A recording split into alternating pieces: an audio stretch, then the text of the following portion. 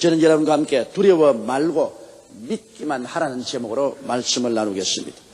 두려움에는 두 종류가 있습니다. 정상적인 두려움과 비정상적인 두려움이 있습니다. 정상적인 두려움은 우리의 삶을 보존하는 데 꼭 필요합니다. 제가 IMF 상황에서 경제적 어려움을 두려워하여 절약하고 저축하는 것입니다. 추울 때 감기를 두려워하여 옷을 따뜻하게 입고 외출하는 것입니다. 길을 건널 때 자동차 사고를 두려워하여 좌우를 잘 살피는 것, 이러한 두려움들은 필요한 두려움인 것입니다. 이와 같이 생존을 위해 필요한 두려움인가 하면 완전히 비정상적이며 불필요한 두려움이 있습니다. 평소에 이유 없이 암이나 기타 중병에 걸리지 않을까 늘 두려워하는 것입니다. 혹은 갑자기 우한을 당하여 사업이 망하고 가정에 큰 불행이 다가오지 않을까 두려워하는 것입니다. 또는 사람들에게 버림당하고 사랑받지 못할까 두려워하는 등등 이유 없는 공포를 말하는 것입니다. 이와 같은 공포는 대단히 파괴적입니다. 성경은 요한 1서 4장 18절에 두려움에는 형벌이 따름이라고 기록하고 있습니다. 이 뜻은 비정상적인 두려움은 그 두려워하는 것이 실제로 다가와 형벌을 받게 된다는 것입니다. 그렇기 때문에 마음의 두려움이란 그대로 내버려 두어 방치할 수 없는 무서운 악이 되는 것입니다. 첫째로 우리가 구약 성경 중에서 두려워한 사람들의 모습을 한번 살펴보십시다. 가장 대표적인 것이 욥의 취업입니다. 욥은 그 신앙 인격이 탁월한 사람이었습니다. 욥기 1장 1절에 보면 우스 땅에 욥이라 이름하는 사람이 있었는데 그 사람은 순전하고 정직하여 하나님을 경외하며 악에서 떠난 자라고 했습니다. 이만한 성도면 오늘날에도 최고의 신자라고 말할 수 있습니다. 그리고 욥은 하나님께 복을 받아 소유가 굉장히 많았습니다. 욥기 1장 2절로 3절에 보면 그 소생은 남자가 7이요 여자가 3이며 그 소유물은 양이 7,000이요 약대가 3,000이요 소가 500결이요 암나귀가 500이며 종도 많이 있었으니 이 사람은 동방 사람 중에 가장 큰 자로 했습니다. 그 당시에 이만한 재력을 가진 사람이라면 어마어마하게 복을 받은 부자인 것입니다. 그런데 욥에게 비극이 다가왔습니다. 삽시간에 어느 하루에 자손과 재산을 다 잃어버리고 몸은 불치의 병이 들어 쫓겨난 상황이 되고 마는 것입니다. 왜 이런 일이 생겼을까요? 그 우리 욥기의 배후에 보면 마귀가 와서 하나님 앞에서 욥을 참수하고 그 결과로 욥을 쳐서 폐가 망신을 시킨 사실을 우리가 잘 알고 있습니다. 왜 마귀가 욥을 감히 하나님 앞에 참수하여 욥을 폐가 망신시켰을까요? 그게는 욥의 고백이 있습니다. 욥기 3장 25절로 20절에 나의 두려워하는 그것이 내게 임하고 나의 무서워하는 그것이 내 몸에 미쳤구나. 평강도 없고 안원도 없고 안식도 없고 고난만 임하였구나. 욥은 그렇게 하나님의 은총과 축복을 받고 살면서도 평소에 그 마음속에 다른 사람이 모르는 곳에서 두려워하고 무서워하는 것이었습니다. 이유 없이 그는 두려워하고 무서워해졌습니다. 내가 어느 날 자손들 다 잃어버리고 내 재산 다 잃어버리고 불치의 병이 들어 쫓길 것이라는 그 두려움에 몸서리를 쳤습니다. 그 두려움은 하나님이 주신 것이 아닙니다. 마귀가 욥을 파멸하기 전에 먼저 그 마음속에 두려움을 심어준 것입니다. 마귀가 욥의 마음속에 두려움을 심어주고 그 두려움을 받아서 마음이 부정적이 되고 벌벌 떨고 있을 때 그 욥을 마귀는 하나님 앞에 참수하는 것입니다. 그러므로 두려움이란 여러분 우리를 파멸케 하는 형벌을 가져온다는 것을 알 수 있는 것입니다. 이스라엘 백성이 애굽에서 나와서 가데스 바네에 왔을 때 12정탐꾼을 40주 40야 가나안 땅을 탐지하도록 보낸 사실을 여러분이 잘 알고 있습니다. 그러나 10정탐꾼의 마음에는 두려움이 꽉 들어차서 오금이 오그라져 있었습니다. 그는 두려움의 눈으로 보고 두려움의 귀로 듣고 두려움의 마음으로 모든 것을 관찰했습니다. 그 결과로 그들은 마귀의 파괴에 걸리고 말한 것입니다. 신명기 1장 28절로 33절에 보면 우리가 어디로 갈고 우리의 형제들이 우리로 낙심케 하여 말하기를 그 백성은 우리보다 장대하며 그 성읍은 크고 성곽은 하늘에 닿았으며 우리가 또 거기서 안악 자손을 보았노라 하는도다 하기로 내가 너희에게 말하기를 그들을 무서워 말라 두려워하지 말라. 너희 앞서 행하시는 너희 하나님 야훼께서 애굽에서 너희를 위하여 너희 목전에서 모든 일을 행하신 것 같이 이제도 너희를 위하여 싸우실 것이며 광야에서도 너희가 당하였거니와 사람이 자기 아들을 아는같이 너희 하나님 야훼께서 너희 행로 중에 너희를 아노사 이곳까지 이르게 하시느니라 하나 이 일에 너희가 너희 하나님 야훼를 믿지 아니하였도다. 그는 너희 앞서 행하시며 장막 칠 곳을 찾으시고 밤에는 불로 낮에는 구름으로 너희 행할 길을 지시하신 자니라. 모세가 마지막 세상을 떠나기 전에 이스라엘 백성 앞에 강연한 말씀인 것입니다. 이스라엘 백성들은 그 마음속에 무서워하고 두려워함으로 열 정탐꾼의 보고를 듣고 그들은 마음이 모두 다 물을 부은 듯이 낙심하고 말한 것입니다. 그 결과로 그들은 화를 입었습니다. 두려워하는 것이 임하고 무서워하는 것이 임한 것입니다. 그들은 가나안 땅에 들어가지 못하고 광야에서 40년 동안 방황하면서 다 죽은 것입니다. 그러나 강하고 담대한 여호수아와 갈렙을 보십시오. 그들이 마음에 두려움이 없습니다. 민수기 14장 19절에 보면 오직 야훼를 거역하지 말라 또 그 땅 백성을 두려워하지 말라. 그들은 우리의 밥이라. 그들의 보호자는 그들에게서 떠났고 야훼는 우리와 함께 하시느니라. 그들을 두려워 말라. 그 두 사람이 하는 말이 보십시오. 두려워 말라, 두려워 말라. 하나님이 우리와 같이 계시는데 왜 두려워하느냐? 두려워 말라고 말하십니다. 여호수아와 갈렙의 가슴 속에는 하나님에 대한 신앙이 넘쳐났고 환경을 바라보고 두려워하지 않았습니다. 그 결과로 그들은 두려움의 노예가 되지 않고 두려움의 파멸에 참여하지 않게 된 것입니다. 그러므로 여러분, 우리 마음속에 다가오는 두려움이라는 것은 우리를 도적질하고 죽이고 멸망시키는 마귀의 손길이라는 것을 알아야 되는 것입니다. 두려움을 심어놓고 마음이 부정직이 되게 하고 신앙을 빼앗아 놓고 마귀는 하나님께 우리를 참수하고 우리 두려워하는 것이 몸에 임하고 우리의 무서워하는 것이 우리 환경에 나타나도록 하는 것입니다. 이 마귀의 괴계를 우리는 밝히 알고 대식해야 되는 것입니다. 둘째로 신약 성경 중 두려워한 사람들을 우리가 한번 알아보십시오. 회당장 야이로는 그의 딸이 죽었습니다. 너무나 귀여워하고 너무나 좋아하는 딸이 죽음으로 그런 마음에 깊은 상처를 입었습니다. 그래서 예수님을 찾아 나왔습니다. 유대인의 회당장이 유대교회에서는 이단으로 낙인 찍은 예수님을 찾아온다는 것은 자기의 모든 운명을 내어 던진 행동인 것입니다. 회당장이 예수 그리스도를 찾아와서 그 앞에 엎드려 간절히 간구하고 빌며 그를 집으로 청했다는 소식이 들어가면 그는 유대 사회에서는 목이 날아갑니다. 유대의 대제사장이나 제사장이나 바리새 교인들이 합쳐서 그를 성토하고 말 것입니다. 그럼에도 불구하고 그의 자식이 죽으니까 자기의 집이나 명예나 권세 같은 건 아랑곳 없습니다.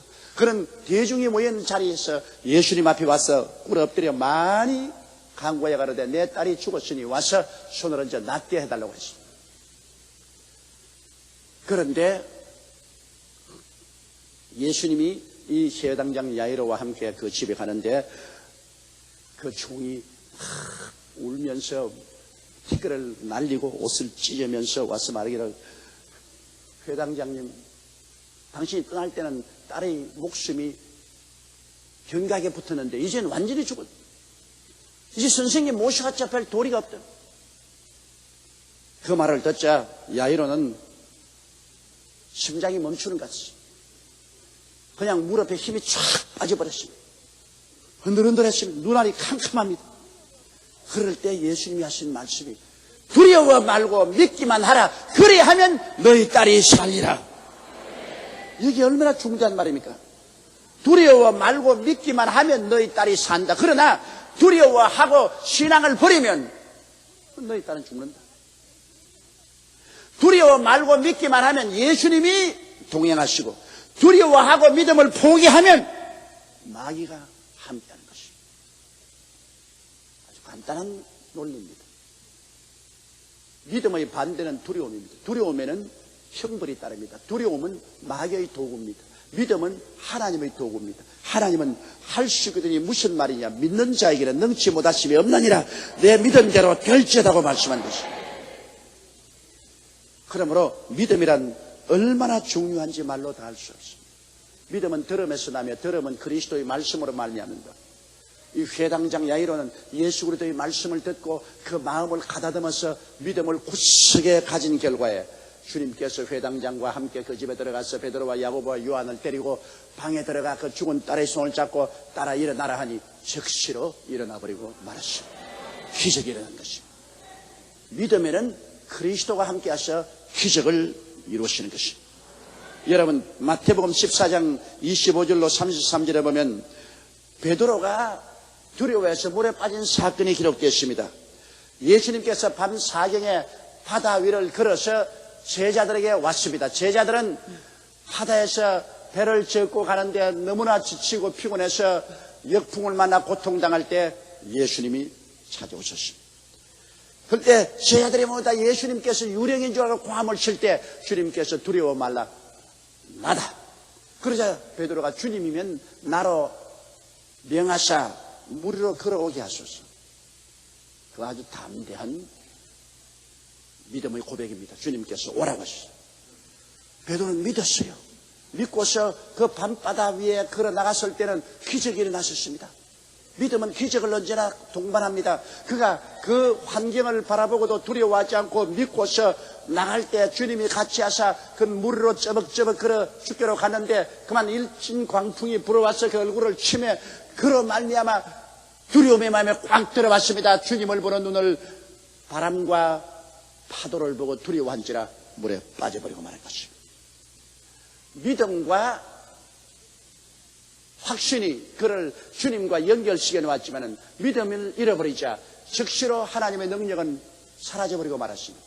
그 다음에는 도적질하고 죽이고 멸망시키는 파괴적인 세력이 그를 물속으로 끌어들였습니다. 물에 빠지면 죽는 것입니다. 걸어가면 살고 빠지면 죽는 것입니다. 믿음은 물을 걸어가게 하고 믿음을 잃어버린 두려움은 물에 빠지게 만들어진 것입니다. 주님께서 우리와 같이 계시면 인생의 파도 위를 걸어가지만은 우리가 주님에 대한 믿음을 잃어버리면 그만 인생의 파도 밑으로 빠져들어가고 마는 것입니다. 우리가 예수 그리스도를 믿으면 IM 파도 위를 걸어가지만은 예수의 믿음을 포기하고 두려워하면 IM의 파도 밑으로 빠져들어가고 말 것입니다. 그러므로 믿느냐 믿지 않느냐는 우리 운명의 갈림길이 되는 것입니다. 물 위로 걸어갈 것이냐 물에 빠져들어갈 것이냐 여기에 바로 갈림길이 믿음이냐 두려움이라는 것입니다.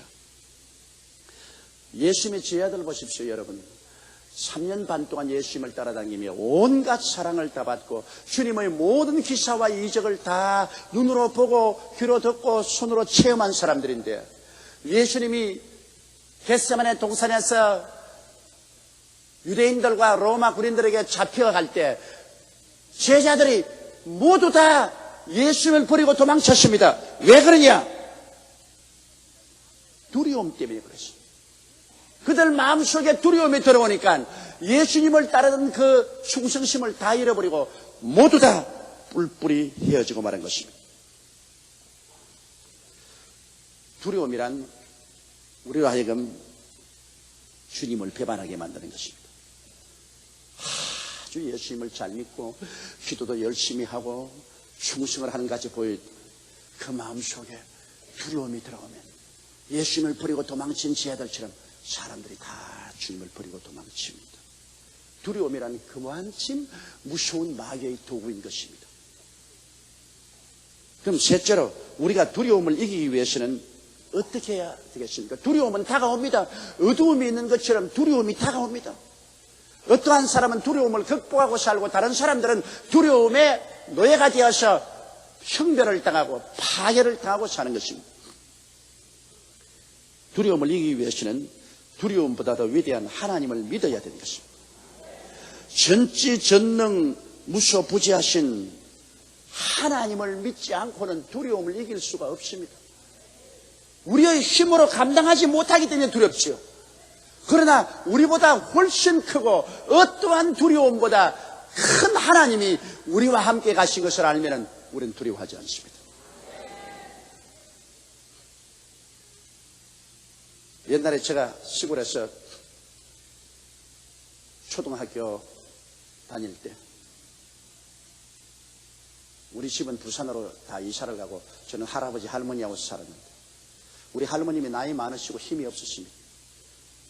그래서 저는 학교에서 집으로 오기까지는 논두렁길을 걸어서 산비탈을 걸어 집으로 와야 되는데 거기는 숲이 우거지고 오른쪽 왼쪽에 공동묘지가 있습니다. 굉장히 무섭습니다. 그런데 밤늦게까지 수험 공부를 하고 어둡고 캄캄한데 간이 막 푸락푸락푸락. 그때는 하나님도 모르고 예수님도 안 믿을 때니까 오늘 이제 죽었구나 매일같이 그렇게 생각합니다. 그런데도 그 산꼭대기 위에서 언제나 내가 올 때쯤 되면 우리 할머님, 아무 힘도 없는 할머님이 거기 앉아서 용기야 오냐 그렇게 고함을 치십니다. 그 할머님 소리만 들으면 그만 내 마음속에 기쁨이 충만하고 용기가 생겨요. 조용기엔 제가 용기가 생겨요. 그 왜냐? 그래도 나 혼자보다는 할머니가 같이 계시면 혹시라도 영우나 이리가 왔다가도 도망칠 것이다 그런 생각이 나서 할머니 백으로 마음의 두려움이 사라집니다. 그런데 하물며 여러분 하늘과 땅과 세계와 그 가운데 모든 것을 지으신 하나님을 알고 하나님을 의지하면 두려움이 한 길로 왔다가 일곱 길로 도망치는 것입니다. 마태복음 10장 28절로 31절에 몸은 죽여도 영혼은 능히 죽이지 못하는 자들을 두려워하지 말고 오직 몸과 영혼을 능히 지옥에 멸하시는 자를 두려워하라. 참새 2마리가 한 아사리온에 팔리는 것이 아니냐. 그러나 너희 아버지께서 허락지 아니하시면 그 하나라도 땅에 떨어지지 아니하느니라. 너희에게는 머리털까지 다 세신 바 되었나니 두려워하지 말라. 너희는 많은 참새보다 귀하니라. 참새를 돌보시는 하나님이 우리를 돌보시지 않는 게 있겠습니까? 성경에는 하나님이 명령을 하고 있습니다. 두려워 말라. 너희는 많은 참새보다 귀하니라.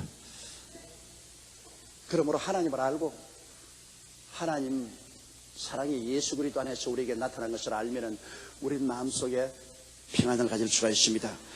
왜냐하면 하나님이 세상을 이처럼 사랑하사 독생자를 주셨습니다. 그 예수 그리스도를 받아들인다는 것은 하나님의 사랑을 받아들이는 것입니다. 나에 대한 하나님의 사랑을 받아들이는 것입니다. 하나님의 사랑이 내 마음속에 넘치면 두려움은 사라집니다. 요한 1서 4장 18절 말씀을 한번 따라 읽어 바랍니다. 사랑 안에 두려움이 없고 온전한 사랑이 두려움을 내어 쫓나니 두려움에는 형벌이 있습니다. 두려워하는 자는 사랑 안에서 온전히 이루지 못했느니라. 그 보세요. 하나님 안에서 넘쳐나오는 사랑이 우리를 채우면 두려움이 물러간다고 그랬습니다. 예수 그리스도 안에 있는 하나님의 사랑을 우리가 받아들이면 두려움은 우리에게 물러갑니다. 두려움은 형벌을 가져온다. 두려움은 반드시 두려움에 해당하는 벌을 가지고 오는 것입니다. 그러므로 우리가 그리스도 안에 있는 하나님의 사랑에 의지해서 우리 마음속이 늘 두려움에서 해방되어야 되는 것입니다. 로마서 8장 33절로 39절의 말씀을 한번 들어보세요. 누가 능히 하나님의 택하신 자들을 송사하리요. 의롭다 하시는 하나님이시니 누가 정죄하리요. 죽으실 뿐 아니라 다시 살아나시는 그리스도 예수시니 그는 하나님 우편에 계신 자요 우리를 위하여 간구하시는 자시니라. 누가 우리를 그리스도의 사랑에서 끊으리요. 환난이나 곤고나 핍박이나 기근이나 적신이나 위험이냐 칼이라. 기록된 바 우리가 종일 주를 위하여 주님을 닮게 되며 도살할 양같이 여김을 받은 나의 담과 같으니라. 그러나 이 모든 일에 우리를 사랑하시는 이로 말미암아 우리가 넉넉히 이기느니라. 내가 확신하노니 사망이나 생명이나 천사들이나 권세아들이나 현재일이나 장래일이나 능력이나 높음이나 깊음이나 다른 아무 피조물이라도 우리를 우리 주 그리스도 예수 안에는 하나님의 사랑에서 끊을 수 없으리라. 예수 안에 나타난 하나님의 사랑의 그 끈끈한 밧줄에서 우리를 끊을 힘은 우주 가운데 없다는 것입니다. 예수님을 모셔드리고 예수님을 사랑한 그 사람은 하나님의 사랑에서 끊겨 나올 수가 없다는 것입니다. 예수님 밖에는 하나님의 사랑이 없지요. 그러나 예수님 안에는 이 말로 다 할 수 없는 하나님의 사랑이 우리를 붙들어 주시고 계신 것입니다. 그리고 우리는 말씀과 기도로 늘 하나님과 교통할 때 우리 마음속에 두려움이 사라집니다. 우리가 말씀을 읽고 늘 기도하면 하나님과의 교통이 와서 담대해져요. 여호수아기 1장 5절 9절처럼 너희 평생에 너를 늘 당할 자가 없으리니 내가 모세와 함께 했던 것 같이 너희와 함께 있을 것임이라. 내가 너를 떠나지 아니하며 버리지 아니하리니 마음을 강하게 하라. 담대히 하라. 너는 이 백성으로 내가 그 조상에게 맹세하여 주려 한 땅을 얻게 하리라.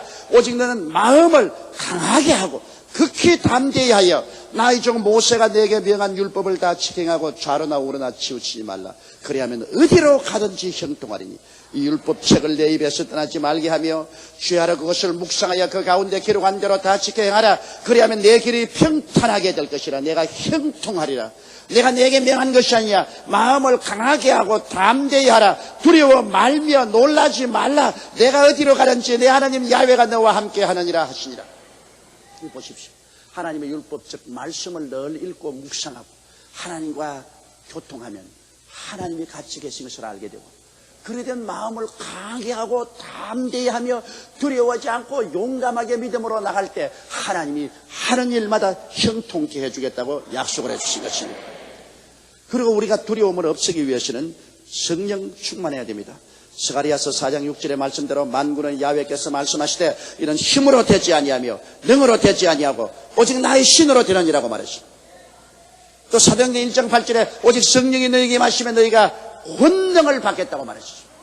그러므로 우리가 성령님을 인정하고 환영하고 모셔드리고 의지해야 되는 것입니다. 성령은 우리 마음을 위로하고 평안을 주셔서 두려움에서 해방하고 강하고 담대한 마음을 주시기 위해서 우리를 돕기 위하여 항상 우리와 같이 계십니다.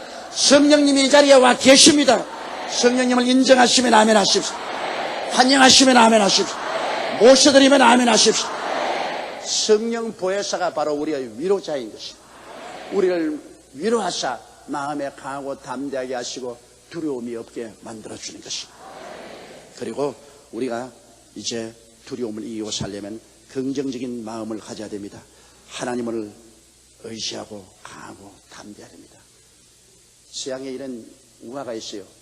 그 또한 농부가 이렇게 마차를 끌고 콘스탄티노블이라는 도시로 들어갔는데 누가 하나 올라타거든요. 돌아보니까 아주 흉하게 생긴 마귀 할멈이라. 아이, 누가 왜 올라타냐? 난 호열자를 가져오는 마귀 할멈인데 내가 성중에 들어가서 몇 사람 목숨을 빼앗아야 할 사람이야. 어떻게 내가 믿을 수 있냐? 내가 몇 사람 목숨 빼앗은 거 아니야, 정말이야. 그러면서 칼을 하나 주면서 내가 이 몇 사람 이외에 더 많은 사람의 목숨을 빼앗거들랑 나를 찾아봐서 이 칼로 나를 찌르면 내가 죽을 것이야 그랬어요.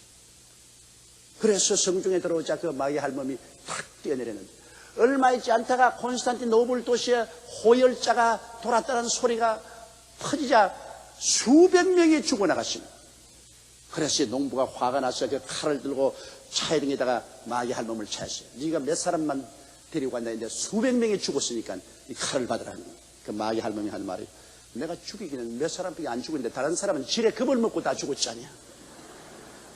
내가 죽인 것은 몇 사람밖에 안 했는데 다른 사람들은 소문 듣고 지레 겁을 내가 다 죽었다.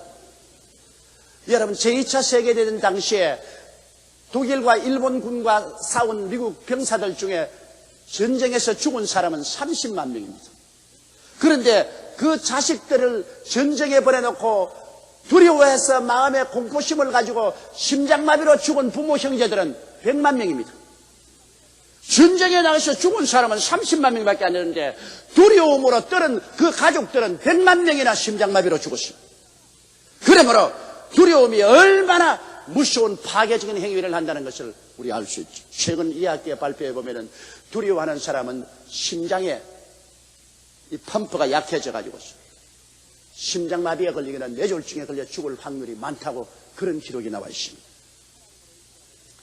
이러므로 우리는 하나님을 의지하고 강하고 담대해야 됩니다. 히브리서 13장 5절 이하에 보면 내가 과연 너를 버리지 아니하고 과연 너희를 떠나지 아니하려 하셨느니라. 그러므로 우리가 담대히 가로되 주는 나를 돕는 자신이 내가 무서워 아니하겠노라. 사람이 내게 어찌하리요. 히브리서 10장 37절 38절에 잠시 잠깐 후면 오시리가 오시리니 지체치 아니하리라. 오직 나의 의인은 믿음으로 말미암아 살리라. 또한 뒤로 물러가면 내 마음이 저를 기뻐하지 아니하리라. 뒤로 물러가지 말고 하고 담대해야 됩니다. 두려움은 마음의 침입에 들어오는 마귀의 손입니다. 이를 그대로 두면 우리의 삶을 도적질하고 죽이고 멸망시킵니다. 우리는 주 예수의 십자가 은혜를 힘입어 강하고 담대하게 두려움을 내어 쫓고 주님을 믿는 믿음을 가지고 살아야만 하는 것입니다. 그럴 때 주께서 우리와 같이 하셔서 우리 영혼이 잘됨같이 범사에 잘되며 강건하고 생명을 얻고 넘치게 하여 주는 것입니다. 크든 적든 우리 마음속에 다가오는 두려움을 여러분 받아들이면 안 됩니다. 두려우면 형벌이 따라오기 때문인 것입니다. 다 같이 고개 숙여 기도드리겠습니다. 사랑이 많으시고 거룩하신 아버지 하나님, 오늘날 우리 사회에는 경제적인 위기로 말미암아 두려움이 확산되어 있습니다. 사용자도 노동자도 그 마음속에 두려움이 있고 우리 시민들의 가슴 속에도 두려움이 있습니다. 내 아버지, 이 두려움이 우리를 파괴합니다. 두려움 때문에 우리가 강하고 담대함을 잃어버리고 그리고 위축됩니다. 하나님 아버지여, 주 예수 이름으로 간구하오니 예수님을 구주로 믿고 하나님의 사랑을 받아들이는 우리들은 하나님의 좋으심을 우리가 의지하고 강하고 담대한 믿음으로 기도하고 나가게 도와주시옵소서. 주께서 우리 기도를 들으시고 우리와 같이 계시고 오른팔의 능력으로 우리를 붙들어 주심으로 우리는 모든 어려움을 극복하고 승리로 나아갈 수가 있사옵니다. 하나님 아버지여, 두려워 말고 놀라지 말고 하나님을 의지하는 우리들이 다 되게 도와주시옵소서. 죽음 자체조차도 우리에게 두려움의 대상이 되지 못하는 것은 예수님이 죽음을 죽이시고 부활하시기 때문입니다. 그리스도 안에 두려움이 없고 오직 하나님의 사랑이 두려움을 다 내어 쫓아준 것을 감사드리오. 예수님 이름으로 기도드리옵나이다. 아멘.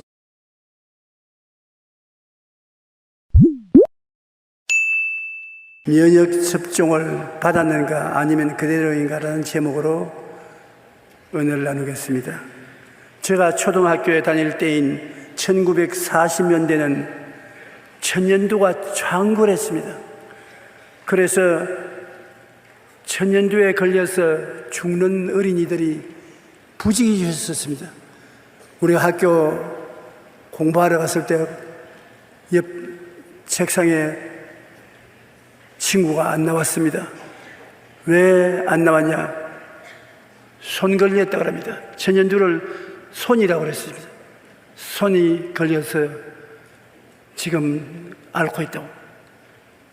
얼마 있다가 소식이 오는 것은 죽은 사람은 장례 지냈다고 말하고 살아서 오면은 얼굴이 빡빡 얽었습니다.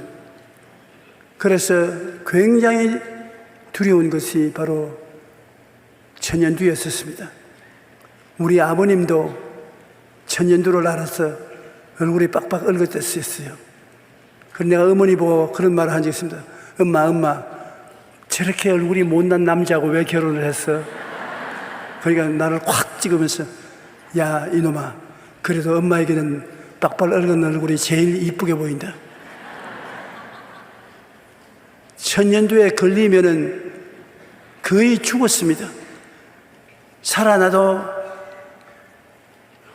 얼굴에 흠점이 있어서 곰보가 되는 것입니다.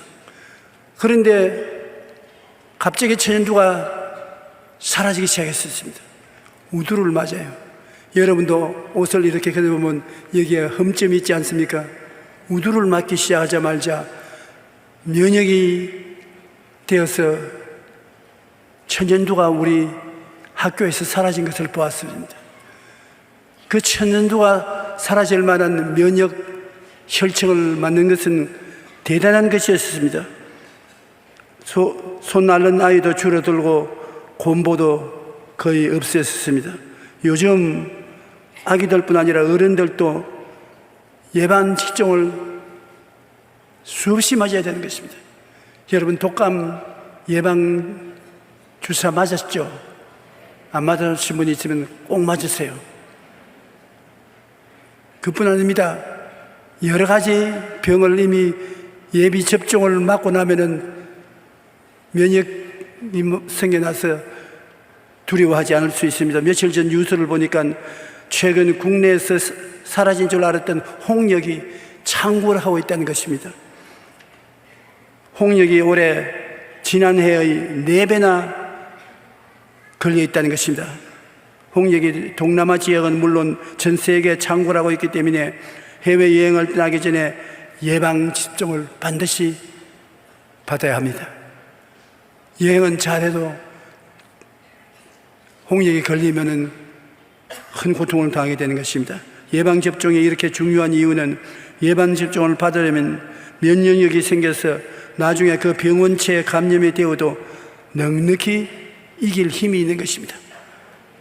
홍역균이 들어와도 몸속에 이미 면역이 되어 있으므로 면역 군대가 일어나서 막아버리는 것입니다. 아메바는 지구상에서 존재하는 생명체 중에서 가장 단순한 동물에 속합니다.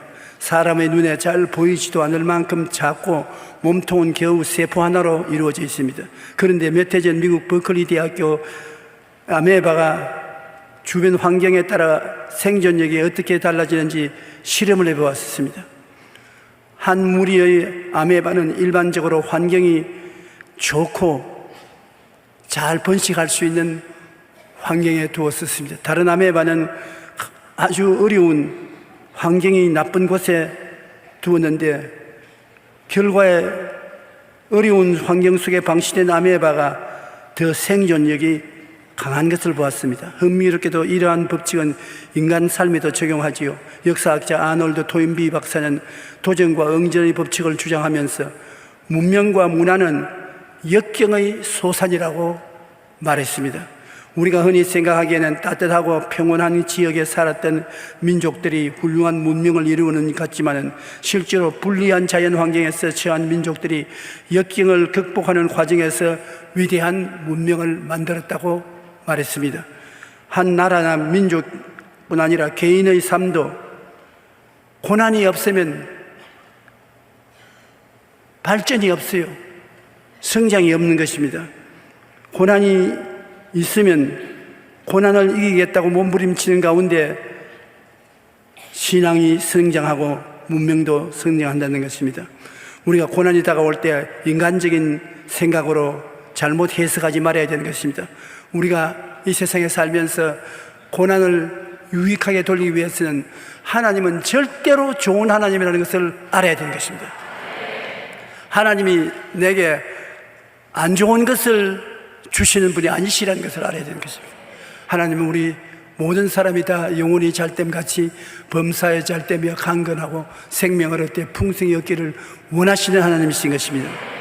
그렇기 때문에 우리를 붙들어 주시고 그 아들 예수님을 대속물로 주시고 전인 구원을 주시는 하나님이신 것입니다. 이사야 43장 1절로 4절에 너는 두려워하지 말라. 내가 너를 구속하였고 내가 너를 지명하여 불렀나니 너는 내 것이라. 내가 내 눈에 보배롭고 존귀하며 내가 너를 사랑하였다고 말했었습니다. 요한복음 3장 16절에도 하나님이 세상을 이처럼 사랑하사 독생자를 주셨으니 이는 그를 믿는 자마다 멸망하지 않고 영생을 얻게 하려 하심이라. 예수님 말씀하기를 인자가 온 것은 자기 목숨을 많은 사람의 대속물로 주려 함이라고 말한 것입니다. 그러므로 좋은 하나님이 계시기 때문에 그 하나님을 의지하고 사는 우리들에게 어떤 일이 생겨도 희망이 있고 내일에 더 나은 꿈을 주신다는 것을 알아야 되는 것입니다. 로마서 8장 31절로 35절에 보면 만일 하나님이 우리를 위하시면 누가 우리를 대적하리요? 다시 말하면 하나님이 우리의 백이면 우리에게 손댈 원수가 없다는 것입니다. 자기 아들을 아끼지 아니하시고 우리 모든 사람을 위하여 내어주신 이가 어찌 그 아들과 함께 모든 것을 우리에게 주시지 아니하겠느냐? 누가 능히 하나님께서 택하신 자들을 고발하리요? 의롭다 하시는 하나님이시니 누가 정죄하리요? 죽으실 뿐 아니라 다시 살아나시는 그리스도 예수시니 그는 하나님 우편에 계신 자요 우리를 위하여 간구하시는 자신이라. 누가 우리를 그리스도의 사랑에서 끊으리요? 환난이나 공고나 박해나 기근이냐 적신이나 위험이나 칼이랴. 이 모든 일에 우리를 사랑하시는 이로 말미암아 우리가 넉넉히 이기나니라고 말씀하고 있는 것입니다. 하나님은 우리 모두가 다 강하고 능력 있는 자녀가 되어서 어떤 고난이 다가와도 극복하고 승리하고 나가는 자들이 되기를 원하고 계신 것입니다. 요한복음 16장 33절에 이것을 너희에게 이르는 것은 너희로 내 안에서 평안을 누리게 함이라. 세상에서 너가 환난을 당하나 담대하라. 내가 세상을 이겼노라. 볼지어다 세상 끝날까지 내가 너희와 항상 같이 있겠다고 말하는 것입니다. 이 말은 우리에게 환난이 안 다가온다고 하는 것은 아닙니다. 예수 믿는다고 해서 평안한 길만 있는 것이 아니라 우리에게 많은 시험과 환난이 다가와도 거기에 지지 않고 그걸 극복하고 당당히 승리의 생활을 영위할 수 있는 사람이 되기를 원하는 것입니다. 우리에게 고난이 다가오는 것은 고난을 통하여 오히려 더 큰 유익을 가져오고 더 밝고 환한 세계를 주시기 위해서 그렇게 한다는 것입니다. 미국의 유명한 소설가였던 펄벅 여사는 돼지라는 작품으로 유명한 미국의 여류 작가 인정을 받게 된 것입니다. 그런데 그에게 하나의 큰 불행이 있었는데 그것이 뭐냐면 딸을 두었는데 전능합니다. 정신적으로 전능한 딸을 키우기 위해서 많은 고생을 했었습니다. 딸로 인하여 마음의 고통이 끝이지 않게 있었는데 그 딸을 키우는 과정에서 고통당하는 장애인들을 한없이 사랑하게 되었었습니다. 그래서 그 경험을 기록한 책이 자라지 않은 아이라는 위대한 작품을 적었던 것입니다. 뿐만 아니라 제2차 세계대전으로 생긴 사생아와 장애아들을 위해서 펄벅 재단을 만들고 700만 달러의 돈을 내어서 고아들의 부모 역할을 감당했던 것입니다. 그녀는 만약 내 딸이 전능이가 아니었다면 나는 나보다 못한 사람들을 멸시했을지도 모른다. 그런데 하나님께서 정신이 박약한 딸을 주셔서 모든 사람이 하나님 앞에는 귀하고 평등하다는 것을 배울 수가 있게 만들어 주었다고 하는 것입니다. 하나님께서는 때때로 우리에게 이해하기 힘든 고난을 허락하십니다.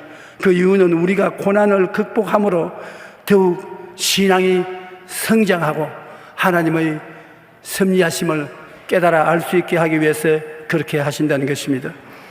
예수님을 믿어도 고난 다가옵니다. 예수 믿었는데 왜 이렇게 고통이 다가오느냐? 예수 믿었는데 왜 이런 시련이 다가오느냐? 예수를 믿어도 안 믿는 사람과 똑같이 험하고 고통스러운 세상에 살아갑니다. 그러나 다른 점이 뭐냐? 믿지 않는 사람은 고난을 당하여 만신창이가 되고 피투성이가 되지만 믿는 우리는 고난을 당하면 고난이 우리의 밥이라 그를 통해서 오히려 강해지고 힘이 있게 되고 더 큰 성공을 가져올 수 있게 되기 때문인 것입니다. 고난을 당할 때 우리는 예수 그리스도의 십자가 보혈의 예방접종을 해야만 되는 것입니다. 십자가를 예방주사와 같이 마음속에 받아들이고 난 다음에는 어떠한 고난이 창궐해도 넉넉히 이기게 되는 것입니다. 이길 힘을 받는 것이 예방접종을 받는 것입니다. 예방접종을 맞았다고 해서 병이 없는 곳에 살게 하는 것이 아닙니다. 병은 여전히 많이 있어요.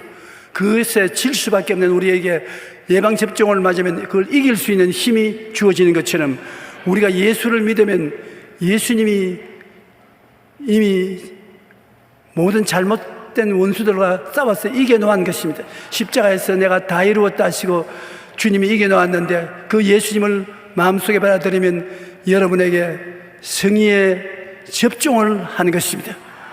예수님의 생명이 여러분의 접종이 되어서 똑같은 원수 마귀와 고통이 다가와도 넉넉히 이길 수가 있게 되는 것입니다. 고린도후서 4장 7절로 10절에 우리가 이 보배를 질거리에서 가졌으니 이는 심히 큰 능력은 하나님께 있고 우리에게 있지 아니함을 알게 하려 하심이라. 우리가 사방으로 우겨삼을 당하여도 쌓이지 아니하고 답답한 일을 당하여도 낙심하지 아니하고 박해를 받아도 버림받지 아니하고 그 꾸러뜨림을 당하여도 망하지 아니하고 우리가 항상 예수의 죽음을 몸에 짊어지면 예수의 생명이 또한 우리 몸에 나타나게 하리입니다. 굉장히 놀라운 말씀인 것입니다. 우리는 진흙의 그릇에 불과한 것입니다. 원수를 맞이해서 이길 힘이 없습니다. 깨뜨려지고 패배할 수밖에 없습니다. 그러나 이 질그릇 속에 보배로운 예수님을 모셨습니다. 죄를 이기고 불의를 이기고 질병을 이기고 가난과 저주를 이기고 죽음을 이긴 예수 그리스도, 그를 우리가 모시면 우리는 면역이 되어버리고 마는 것입니다. 튼튼히 죄와 사망을 이길 면역이 되어 있고 병과 저주와 가난을 이길 면역이 되어 있고 죽음을 이기고 천당 갈 면역이 되어 있어요. 그러므로 이러한 여러 가지 병과 고통과 괴로움이 다가오면 요사와 갈렙이 말한 것처럼 지들은 우리 밥이다. 얼마나 좋으느라 먹어주마. 더 강해지지 약해지지 아니한다는 것입니다. 그러므로 예수님을 믿어도 고난이 있는 이유는 더 강하고 튼튼하고 능력 있는 성도가 되기 위한 것입니다. 하나님은 예수님을 통해서 우리에게 마귀가 가지고 온 온갖 고난과 고통을 당치 않게 하시는 것이 아니라 당해서 극복해서 승리한 사람으로서 살게 되기를 원하는 것입니다. 누가복음 10장 19절에 내가 너희에게 뱀과 정갈을 밟으며 원수의 모든 능력을 제어할 권능을 주었으니 너희를 해할 자가 결단코 없으리라. 마귀를 없애버리는 것이 아니라 마귀를 내어 쫓을 수 있는 면역적인 힘, 권세를 주신 것입니다. 이 마귀가 왜 이렇게 많으냐? 아무리 많아도 좋아요. 귀신과 마귀가 드글거린 데 들어가도 좋아요. 예수를 믿는 자에게는 그들 이길 수 있는 능력이 면역으로 주어지신 것입니다. 그러므로 여러분이 강하고 담대하게 가슴을 펴고 동남풍아 부르라, 서북풍아 부르라, 가시밭에 백합화 예수 향기 날린다, 그렇게 말하면서 담대하게 귀신과 마귀를 대적해 나가면 귀신과 마귀는 한 길로 왔다 7길로 도망을 치는 것입니다. 그렇기 때문에 예수 믿는 사람에게는 믿는 자들에게 이런 표적이 따르니 곧 너희가 내 이름으로 귀신을 쫓아내며 새 방언을 말하며 뱀을 집으며 무슨 독을 마실 자도 해를 받지 아니하며 병든 자에게 손을 얹은 적이 나으리라고 한 것입니다. 안 믿는 사람은 고통을 당하고 상처를 입는데 믿는 사람은 예수님이 면역이 되어 있기 때문에 그 예수님의 면역에 여러분이 단련이 되어서 도적질하고 죽이고 멸망시키는 마귀가 와도 조금 더 두려워하지 않는다는 것입니다. 귀신을 쫓아내며 뱀을 집으며 독이 오면 마셔도 상처받지 아니하며 병든 자에게는 손을 얹어 고치는 면역을 가지고 있는 것입니다. 오늘날 여러분 일에 앉아있으면서 자기를 아무것도 아닌 것으로 생각하지만 그렇지 않습니다. 여러분은 면역이 되어 있는 사람들인 것입니다. 예수님을 모시고 있기 때문에 예수님을 의지하고 나는 면역이 되어 있다, 나는 넉넉히 이긴다, 이러한 꿈을 확실히 가지고 믿음을 가지고 입술로 고백하고 나가면 여러분을 감당할 원수가 없는 것입니다. 사도 바울 선생이 그가 하나님의 사도 중에 가장 위대한 사도가 된 이유를 말했던 것입니다. 하나님이 바울에게는 굉장한 계시를 많이 주어서 천국까지 올라가서 계시를 듣고 내려온 분이고 하나님의 능력이 그만큼 많이 받은 사람이 없습니다. 이 능력을 받고 이 계시를 받고 그것을 가지고 온 천하에 다니며 복음을 전가할 수 있는 사람이 되기 위해서는 능력이 있고 씩씩한 일꾼이 되어야 됩니다. 그러기 위해서 바울은 많은 시험과 환난과 고통을 당하게 해서 그것을 극복하고 강해지고 극복해지고 강해지고 그래서 사도 중에 가장 위대한 사도가 되도록 만들어 주셨다고 말한 것입니다. 그는 수고를 넘치도록 하고 옥에도 갇히고 매도 수없이 맞고 40에 하나 가만 매를 5번 맞고 태장로도 맞고 돌로 맞아 죽은 줄 알고 끌고 나가 쓰레기 때문에 던진 적도 있고 배에서 파손당하여 물에 떠있기를 밤새도록 한 적도 있고 온갖 고통을 당한 것은 하나님이 바울을 죽이려고 하는 것이 아니라 바울에게 더 큰 능력을 주기 위해서 그렇게 하는 것입니다. 훈련을 시킨 것입니다. 훈련을 시켜서 어떠한 역경이 다가와도 그를 극복하고 이길 수 있는 귀한 신자가 되기 위해서 그렇게 하는 것입니다.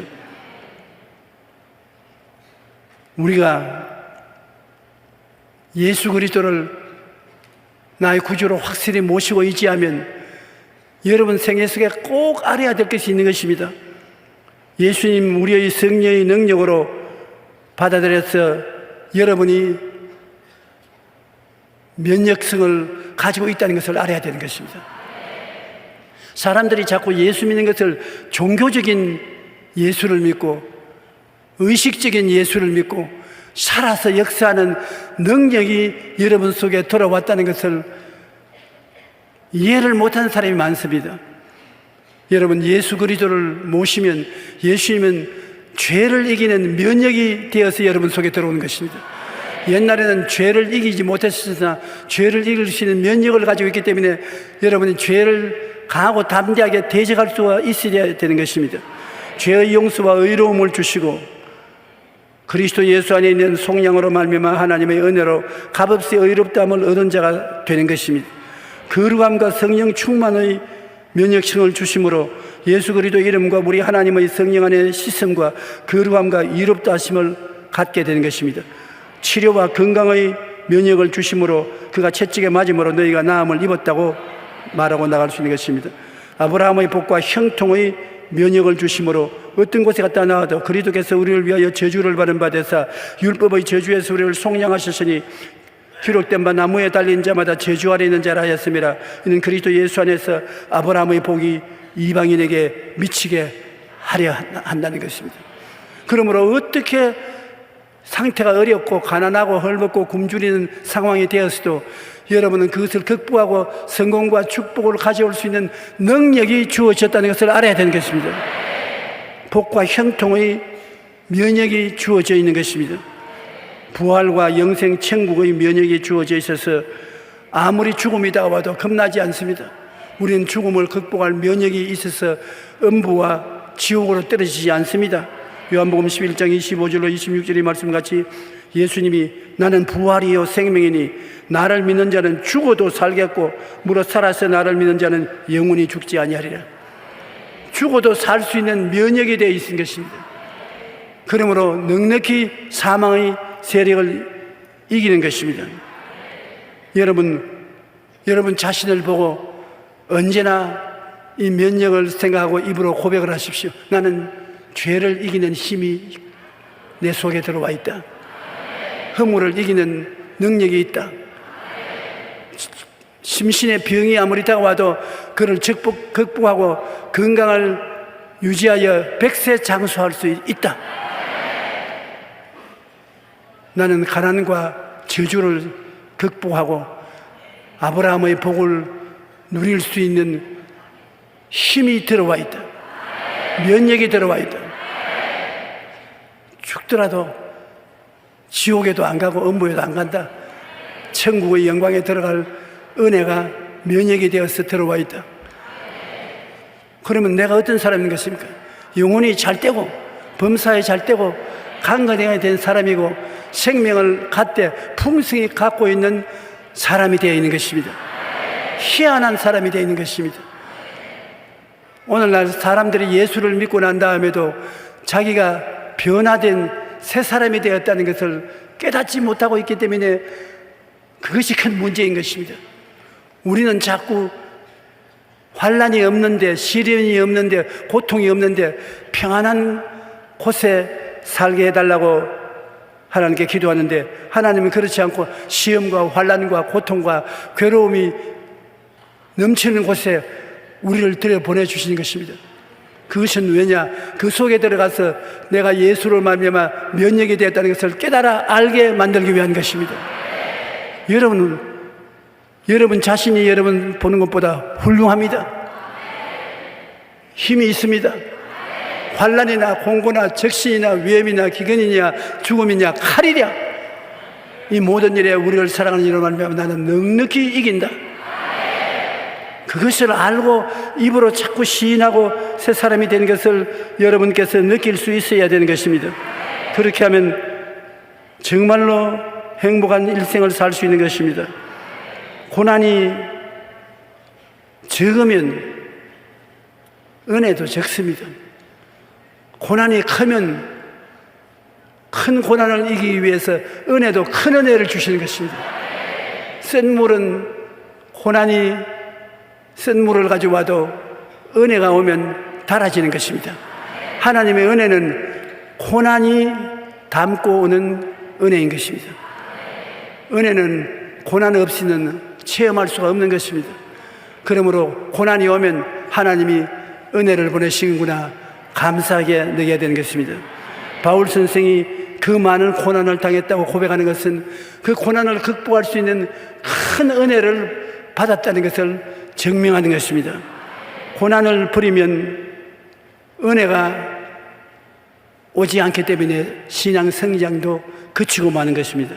신앙이 성장하고 씩씩하게 자라기 위해서는 고난을 여러분 환영해야 되는 것입니다.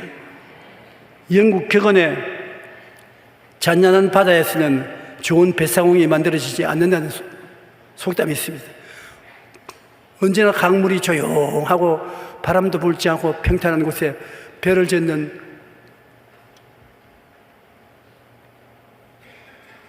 뱃사공이 훌륭한 사람이 생겨나지 않습니다. 바람이 불고 파도가 치고 배가 일렁이고 물에 빠질 위험이 있고 할 때 그것을 배를 바로 저 세우고 돛을 달고 닻을 내리고 이렇게 솜씨 좋게 할 수 있는 사람은 고난을 많이 당한 사람이 그것을 할 수 있는 것입니다. 평안하게 있는 사람은 좋은 파도가 쳐도 끄꾸러지는 것입니다. 거센 파도를 이겨내야만 훌륭한 뱃사공이 될 수 있습니다. 여러분 생활에 거센 파도를 당하고 있으면 좋은 뱃사공들이 되어가고 있는 것입니다. 그런 사람이 나중에 어려운 문제를 해결하고 성공을 가져올 수 있는 것입니다. 우리 인생은 그와 꼭 같은 것입니다. 인생을 살다 보면 평온한 바다 위에서만 항해하는 것이 아닙니다. 때로는 감당하기 힘든 거센 파도를 만날 때가 종종 있습니다. 그럴 때 인간적인 해석을 함으로써 낙심하거나 절망해서는 안 됩니다. 우리가 좋은 하나님을 굳게 믿고 거센 파도를 잘 이겨내야 하는 것입니다. 어떠한 환난이나 공고나 적신이나 위험이나 기근이냐 칼이냐 죽음이 다가와도 하나님은 모든 것을 합동하여 유익이 되기 위해서 그렇게 한다는 것을 믿어야지, 하나님이 날 죽이려고 한다고 잘못 해석하면 큰일 나는 것입니다. 하나님은 죽고 깨어나도 좋은 하나님일 것입니다. 이 하나님이 시련과 환난을 통해서 은혜를 부어주시는 것입니다. 그냥 좋을 때 은혜 받은 것은 큰 은혜가 안 되는 것입니다.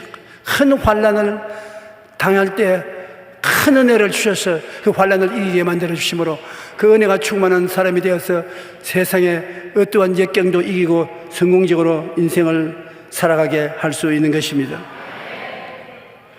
우리 예수님을 통해 이미 예방접종을 맞았기 때문에 어떤 죄의 유혹도 이길 수가 있습니다.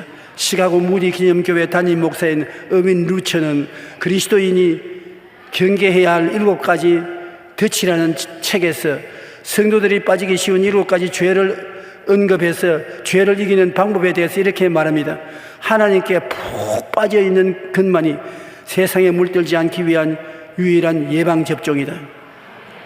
죄를 인간의 결심과 각오와 수단으로 싸우다 10번 싸워서 10번 넘어지는 것입니다. 죄는 우리 힘으로 싸우는 것이 아닌 것입니다. 하나님의 은혜에 빠져 있으면 하나님의 은혜가 싸워서 이겨주는 것입니다. 우리가 세상에 죄뿐 아니라 염려, 근심, 고통, 괴로움이 있을 때 우리 힘으로 싸우려고 하면 피투성이가 되고 마는 것입니다. 갈보리 십자가에 매달려 있신 예수님을 바라보고 예수님이 십자가의 고난을 통해서 우리에게 허락하신 은혜를 헤아리고 있으면 그 은혜가 우리를 위해서 싸워주실 것입니다. 십자가를 바라보고 죄를 이기게 하신 은혜를 생각하고 허물을 이기게 한 은혜를 생각하고 심신의 병을 치료해 주신 주님의 은혜를 생각하고 가난과 저주를 이기게 해주신 십자가의 고난을 생각하고 죽음에서 영생을 주신 예수님의 은혜를 생각하고 감사하고 기뻐하고 찬양하면 나도 모르는 사이에 그 은혜가 나가서 원수를 물리치고 환난을 평정해 주시는 것입니다. 우리는 예수 그리스도의 은혜를 통해서 넉넉히 이기고 살 수 있는 것입니다. 십자가에 달리신 예수님을 바라보고 그를 묵상하고 있으면 모든 원수를 이길 수 있는 힘이 여러분 속에 넘쳐나는 것입니다. 만일 우리가 고난을 버리면 성장을 하지 않고 패배하고 맙니다. 우리는 초등학교 다닐 때 시골에 다녔기 때문에 논두렁 길을 걸어서 하천을 지나서 학교에 가는 것입니다. 저는 저희 집에서 학교까지 가는데 논대를 지나갑니다. 초봄에 논대에 가면 벼를 심어놨는데 벼들이 이렇게 자랄 때 줄기를 따라서 잠자리가 되는 벌레가 기어 올라옵니다. 기어 올라와서 그 줄기에 딱 붙어 있으면 햇빛이 비추게 하면 막 발버둥을 치고 머리를 흔들고 발버둥을 치고 해서 껍데기를 벗어나오면 날개가 쫙 펴져서 나르는 것입니다. 근데 하루는 제가 학교 간다고 오면서 벼줄기를 보니까 벌레 한 마리가 자기가 입고 있는 고치를 벗어버리고 나오려고 발버둥을 치기에 야 힘들지 수고한다 내가 도와주마 덩어리를 쭉 찢어서 나올 수 있도록 해놨습니다. 그리고 학교에 가서 공부를 하면서 공부는 머리에 안 들어오고 그 잠자리만 자꾸 눈에 보여요. 학교 수업을 마치고 집에 돌아오면서 빨리 뛰어서 그 논뜰에 가서 그 잠자리를 보니까 이런 소리가 있습니까? 개미가 바글바글하게 붙어서 뜯어먹고 있는 것입니다. 그런 거기에서 나오지를 못하고 개미밥이 되고 마는 것입니다. 그래서 이 웬일인가 나중에 알아보니까 이 벌레가 자기 껍질을 벗어 나오려고 하는데 껍질이 단단하니까 잘 안 나와지니까 몸에 하도 힘을 쓰므로 몸에서 기름이 나와서 날개를 적셔줘요. 그러면 몸에 기름을 받은 날개가 햇빛을 받으면 쫙 펼쳐지는 것입니다. 그런데 쫙 찢어져서 고통을 당하지 않게 하고 쉽게 나오니까 날개가 기름이 안 묻으니까 쪼글쪼글해져서 기어다니니까 개미밥이 되거든요. 그래서 여러분이 고통을 통하게 하는 것은 하나님이 기름 나오라고 그렇게 말하는 것입니다. 여러분의 삶에 고통스러우니까 성경을 읽고 울기도 하고 철야기도도 하고 산기도도 하고 하나님께 부르짖고 하는 동안에 여러분 속에서 기름이 나와서 날개에 기름을 묻혀서 하나님의 축복의 날개가 확 펴지면 그때는 나르기 시작하는 것입니다.